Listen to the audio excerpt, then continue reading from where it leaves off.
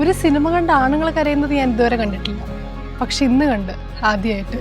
Super സ്റ്റാറുകൾ ഇല്ലാത്ത 100 കോടി ക്ലബ്ബിൽ കയറാൻ പോകുന്ന ആദ്യത്തെ പടം ചിലപ്പം വാഴ 2 ആയിരിക്കും എന്ന് എൻ്റെ മനസ്സ് പറയുന്നു. എനിക്കറിയത്തില്ല, പക്ഷെ എനിക്കങ്ങനെ തോന്നി.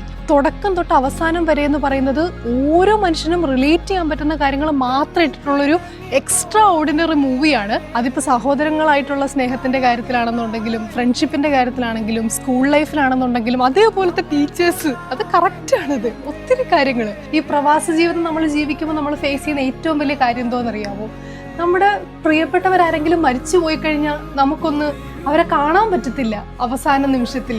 എൻ്റെ ജീവിതത്തിൽ ഈ കഴിഞ്ഞിടെ ഉണ്ടായ ഒരു അനുഭവത്തിൽ നിന്ന് എനിക്കത് ശരിക്കും റിലേറ്റ് ചെയ്യാനായിട്ട് പറ്റി. UK നമുക്ക് വയ്യാണ്ടാവുമ്പോൾ ഹോസ്പിറ്റൽ ഫെസിലിറ്റിയൊക്കെ എങ്ങനെയാണെന്നുള്ളതും നൈറ്റ് ലൈഫ് ഉണ്ടെന്നൊക്കെ പറഞ്ഞ് വന്നതാണ്. പക്ഷേ ഇവിടെ ഒന്നുമില്ല എന്നൊക്കെ പറയുന്നതൊക്കെ ഒത്തിരി റിലേറ്റബിൾ ആണ്.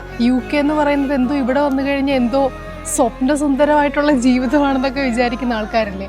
അവർക്കെല്ലാം ഇതാണ് റിയാലിറ്റി എന്നും കൂടെ ഷോ ചെയ്തൊരു പടമാണ്. കാണാത്തവർ മസ്റ്റായിട്ട് തിയേറ്ററിൽ പോയിട്ട് തന്നെ കാണണം.